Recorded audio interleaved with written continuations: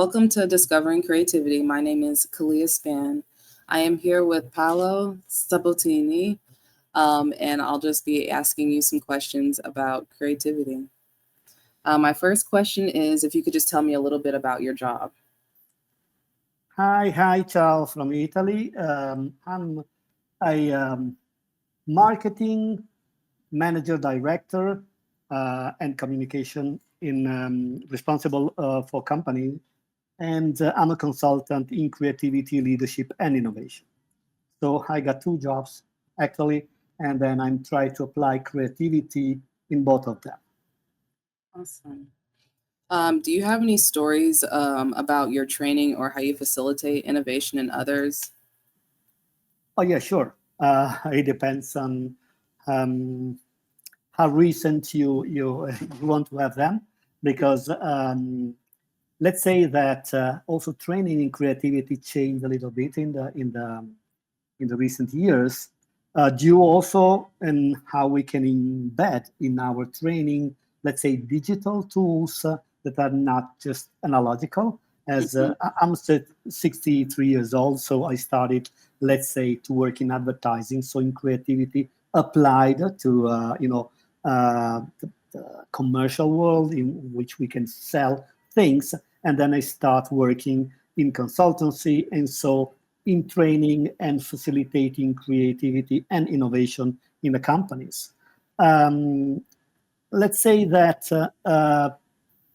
something that kept my mind some years ago is that creativity is something that is based on these two steps, two way of thinking, divergent thinking and convergent thinking.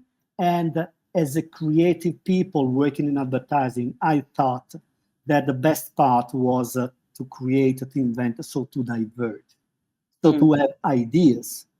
When I start studying and the research and the training, I then switch into how we can be more effective in making the right choices. People needs to be creative in choosing the most effective ideas and solution.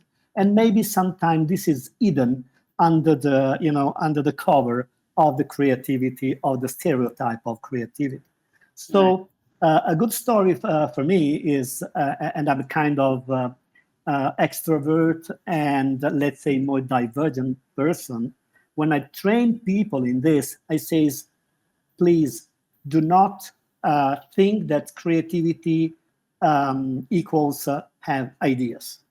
I mean, creativity and training in creativity and innovation, this doesn't mean to stay there and, um, have a brainstorming or just spending 30 minutes, throwing ideas on the table, sharing ideas. I Hmm. mean, it's a kind of a process. And if you want to be effective and to have an effective way of thinking, an agile way of thinking, you should apply rules that are sometimes rigid.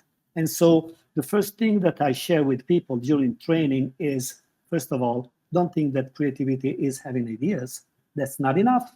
Second thing is not that creativity means to have imagination or to be bizarre. I mean, training creativity means you will find scientific research-based processes that can help you to be more effective in finding solutions to solve problems, to achieve goals, to build something new. That can be a product, whatever, a service, an experience, whatever. So this is the first thing that during the years, and I changed my mind in this, and I start, making people understand that creativity is a process that leads to novelty and useful solutions. Does it make sense? Yeah, that's a good answer. Yeah, because yeah, creativity think is just about the process of thinking, but it does take steps and just refining your ideas and not just having a million of them. Yeah, because drawers are full of ideas, Yeah. but they still are there. And Einstein said that if you got an hour to solve the worst problem, it will have spent the first 55 minutes to clarify what was the problem to solve. Exactly. And so this means to be creative too. I mean, we are not used, and I can go back to your previous question, is that during training, I will try to to share and to make people understand that taking a step back from the phase in which you ideate and focusing on clarifying the challenge is really creative step. I mean, we need to be creative there to just to dig and to understand creatively what is the real problem or the challenge we need to solve. Thank you. And then how do you translate your skills and knowledge of creativity into your career or employment options? How could you?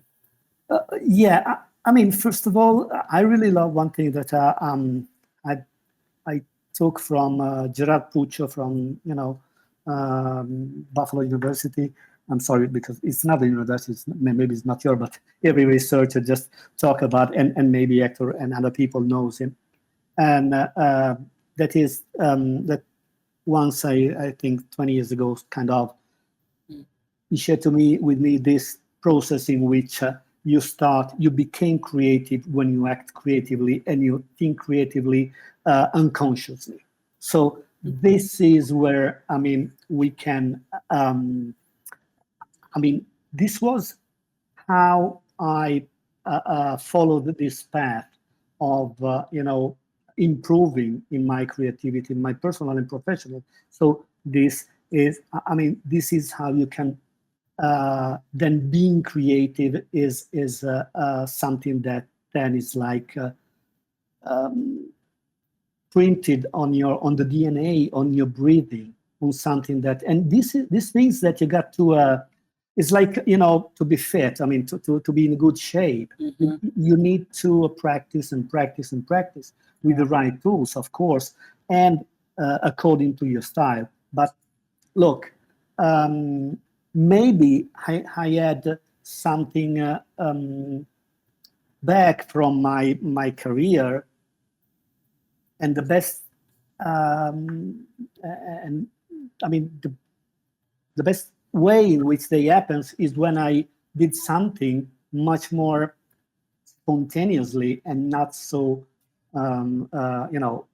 because I was naturally kind of acting creatively. Okay. And so my path was, yes, how can you transform this? Is at the beginning, as when you go to a gym, you start, doing, workout or whatever, and you're kind of, you can feel creaky in your back and things like those, Mm-hmm. And because you're not used to, then you got to be used to creativity as you apply it deliberately. And is less deliberately, you go to the gym and trying to get a good shape and to stay, healthy and okay, also for your mind. On the same way, you can apply creativity day by day in everything. Yes, using this thing that is, how can I think in a yes and attitude, Mm-hmm. and then in the what else, instead of getting used to the, let's call it the normal, much more convergent life. Right. That is, it's like taking the highway. You can go from A to B taking the highway. This is, of course, the most efficient and effective way to go there. Right. But you will do the same thing and you will achieve the same result. Okay. Then if you want to do something or achieving some different result, please just make a turn and go out of this highway and try something new. But you got to put this in action. Mm-hmm. You got to behave creatively. That's why ideas are not enough to creative. Then you got to switch. And professionally, I found really when you're you work in advertising, you need to have many ideas, before choosing the right one. That was a good training for me, but it was unconscious because I didn't know anything about creativity research and models and processes. And then after this, I discovered that I use that in a kind of a practitioner way. And then I how can I say, I discovered that there were research that was something that was effective, and I start, applying things like this. But again, if you want to be to apply creativity in your profession, come on. I mean, just take a challenge and use a creative process to solve it.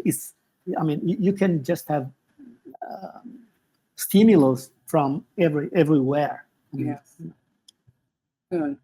And now with the digital world, it's much more useful. And now with artificial intelligence, let's say it can be really something that is huge, and maybe it's too much. But again, if you know a little bit more about the process, then you can use it more effectively, and let's say also improving your personal creativity and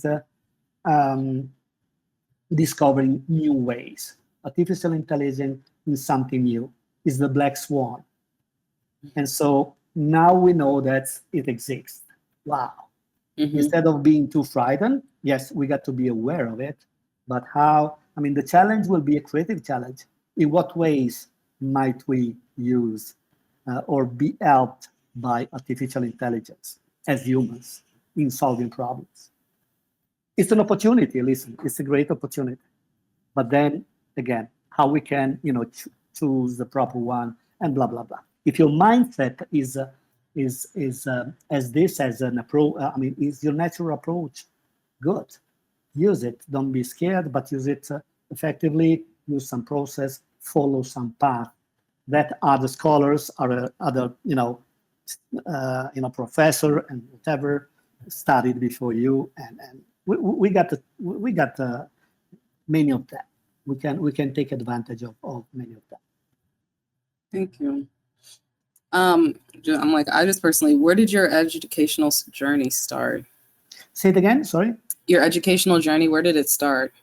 Oh, listen. I was just, in Italy, we got this. The education was a kind of normal thing. Then I went to. I would love to be I don't know what is the doctor of the kids. Okay, so I started studying medicine. Okay, in the university, and then I switched to advertising. So this, I know, I can see your face. So this means that coherence maybe is not the proper way to start creativity. But when I start creativity, I didn't. There were times in which you start working in creative fields. And there were not so many studies in universities and things like those. Mm-hmm. Then I discovered when I was working and I was kind of 40, being the age of it was 30, 37, 38. I discovered the Buffalo University, the CPSI, Creative Problem Solving Institute in Buffalo, mm-hmm. and because of a friend of mine, and we start attending this and it from 1996. So I start developing this attitude and start thinking and studying this. And after that, in 2003, with some European friends, we decided with French and Germans and people from England, we and Italians, of course, we start playing with this and say, well, we don't make a conference in Europe too, kind of CPSI-like. And this is how we develop also this kind of, and I say that this is education. This is how I was trained in this field, because being connected and attending CPSI and things like, conference like this in Europe and in other places, we start sharing and studying together and implementing it. Practicing it, and then I moved, and some years ago in 2018, I just attend a certificate in leadership and change leadership in Europe. That is, let's say, in the Stitch Creativity University. That is kind of Buffalo School of Creativity. How can I say? Foreign course. And that's it. And then I'm just like a practitioner and passionate about this.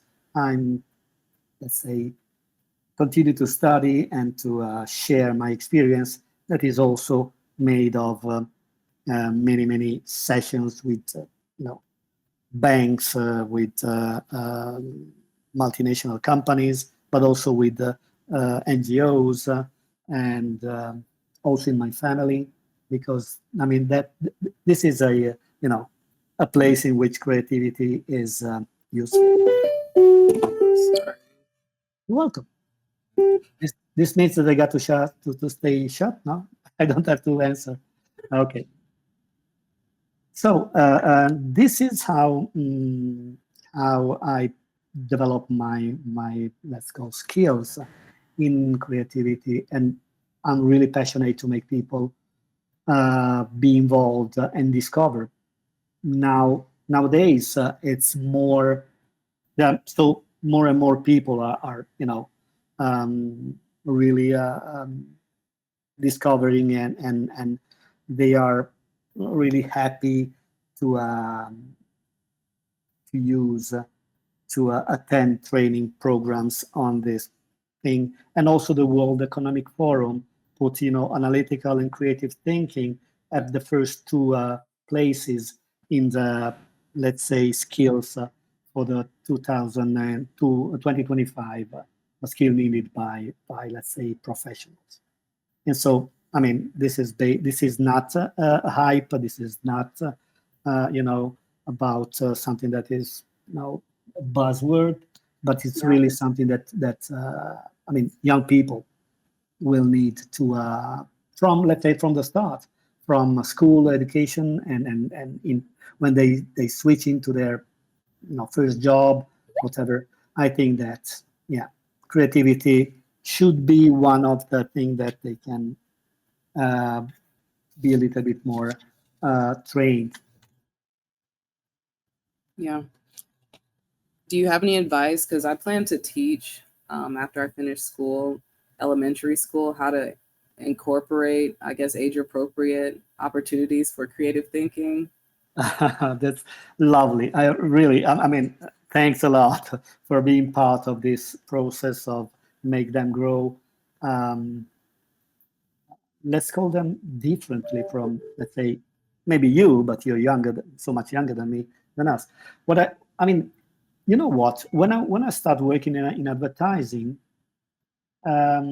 first thing they said to me, I had a great teacher, and the first thing that she shared with me was, for being a good copywriter, to write stories and and text for persuading people just to buy. Let's say that everything is a negotiation, and also when you give your product to young people, as a teacher, you give them something. You are selling.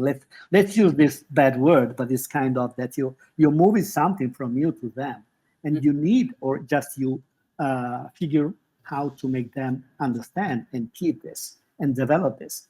And her advice was, first of all, listen. Listen, because you got to know what and who is your target. Let's call them again. Come on, these are kind of taken from advertising. Advertising like this, but I mean, they really, I mean, think like them, or remember when you were like them, how you learn. And you know what? And when I start studying creativity, this is another advice that's a good friend of mine, he unfortunately passed away, said to me. It was when you, I mean, try to put your mindset, I mean, your approach is like show up to make them learn. instead of teaching them. And this is kind of really what I felt that, oh wow, this is brand different. I mean, it's some kind that is really different. If you want to teach to someone, you also have to take care of making them learn. And this is, how they can learn is different from how can I teach. I mean, it's connected, but it's not staying on the side of, your facing them. How can you engage them? Because they are different from us, and they live a different world. With all of this digital transformation going on, and this huge amount of information, so they will not be like me, and they will have, their mind will be selective in a different way because they've evolved. They use, smartphone or whatever. Right. My personal advice is much more in, a kind of be there, make their day, and be fun and be happy. And then technically check if they've learned something from your lesson, because this is also for us. Ask them for feedback and ask them in the proper language. But I can see that in your smile there is something that is, can be good and promising for this job. Okay. That's very good. And then let me think. I guess one of my second to last questions. Just one thing, Kalia. I want to add one thing. When you will do this, take how you did with them, and then you can move this into the company, into the enterprise, in the corporate world. Yes. Because we need to have more managers and leaders. Allowing them to think like kids. Yeah, I agree. Just making it more fun. Yeah, because working creatively is effective. It's not just fun. It's really effective. Yes. But, it seems that is not, because people are in a better relationship. They talk so much, they listen. And it's not so just performance. Right. So please bring back from the kids' world something into the corporate one. Yes, most definitely. Thank you. How do you manage to balance your passion for your work with your pursuit of personal happiness? Well, going to a good therapist. Okay. That's a great answer. Creativity, when you start discovering and looking for something in your mind, is you don't become, of course, a psychologist or therapist or whatever, but you start playing with this, and you're just moving around some unknown, losing maybe assets that are, or something that is already there. Creativity means to achieve new goals, innovation, evolve, going into discover the unknown. And happiness is also there, isn't it? And so it's a good question. In what ways might I be happy, using creativity? And you know what? First of all, you can also use a creative process, asking, okay, let's analyze what is happiness. Let's find some data about happiness. When I'm happy, where I'm happy, who I'm happy, why I'm happy. So if you just want to apply creativity, a process, a model like CPS or whatever, or just design thinking, you can use design thinking to and apply it to your happiness, because this is, it's a product of your mind. And happiness, if you want to try to deliberately achieve happiness, you got also to strategically think something and act in some ways to apply your solution and to try to figure out. Happiness is a goal. If you know yourself, of course, there are so many psychological layers and deep, different and deep layers on level inside your mind, things. And happiness is different from my happiness is different from yours, maybe, of course. And but I think that creativity can help you to balance the way you look at things, can give you energy to that you can, provide in your food when you're trying to achieve goals. And if when you achieve goals, you can be a little bit happy, just say, okay, let's turn back and say, they use creativity, good. Creativity is also a tool that I can use, I can apply to achieve my personal happiness. So, and let's say that if you act creatively, this is maybe one of the first steps to be aware that happiness is along the path and is not just a goal. Oh, what a tough question. Sorry. I know, right? Have there been times where your thoughts or ideas weren't supported by others? 95% of the times, of course. Really? No, I mean, no, but that as humans, we really love our ideas. They're our babies, and we don't want to share it with others. And they're like our babies. They're great like they are. We don't want other people to touch them. Right. And I mean, unfortunately, this is really something that ideas are like, that shooting stars. I always share this in training. Ideas are shooting stars. They will not stay there. So if you want to make a solution, let's play and build a constellation. Let's make some stars being a little bit more stable. Because ideas are kind of this. And so in what ways might you make other people accept ideas? And, thinking about one of the processes like creative problem solving, there is a step that is really interesting and is how you can be creative in finding assistance and in overcoming the resistance against your idea or your solution. Right. So, this means that it's not because you got the idea is that this idea is, and one idea, it was like, the price of an idea is zero, personally.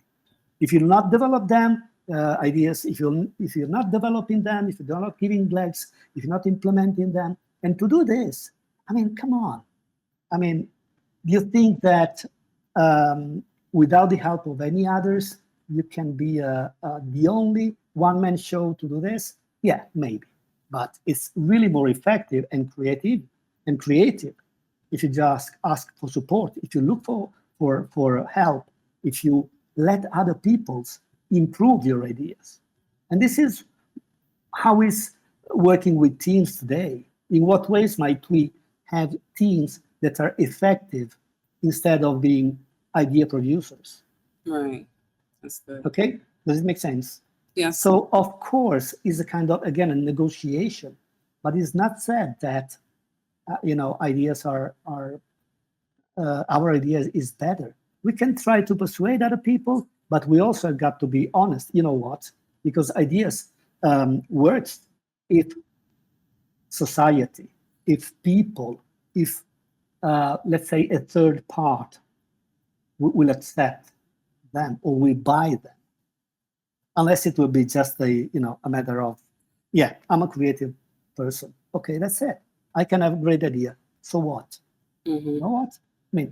Ideas are ideas. Solution, products, innovation is not just having ideas. And this is also a good learning that I grabbed from my experiences. One of the best challenge and the most important and difficult maybe and tough challenge is not to try to persuade other people but how to find consensus among the team. What will be the right criteria? What are the most creative and effective criteria that I will use to select the best ideas? We need to be creative. So just trying to make the majority or most of the people happy. Let's say that people have ideas, And the criteria will help us to select, not in a subjective way, but more objective. Let's say, if I got an idea, then I will ask to myself, if I were the society, if I were, I was a society, or if I was my target that has got to buy this product. This is, again, is like how you will teach to kids your ideas. Think about, you can have great ideas, but how, the criteria in which you will deliver and make your kids, keep them is made by criteria. How they think, how old are them, is proper this idea for them, is effective, is made in a way that solve their problems, blah, blah, blah. So criteria, again, that is a convergent tool, makes us a little bit more, let's say, aware that ideas, maybe let's other people, improve them. And in the same way, we can also improve other people's ideas. Right. Okay. That is most of the questions that I have. And now the toughest one. Toughest one.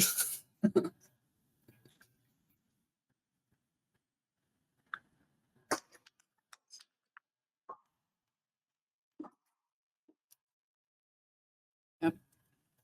That is all my questions. It is. How to, and sorry, I said that I'm just kind of a divergent and a little bit extrovert. So maybe it was not just a highway answer, but maybe there were some, side roads answer too. Yes. All right, Mr. Paolo. Well, it was a pleasure speaking with you. You've shared some very helpful information, given me some insight, some things to think about. So I just appreciate you taking time to meet with me. Thanks a lot, Kalia, and enjoy your time with your next job, and Yes. good luck. Thanks a lot to everybody. Thank you. Ciao, ciao from Italia.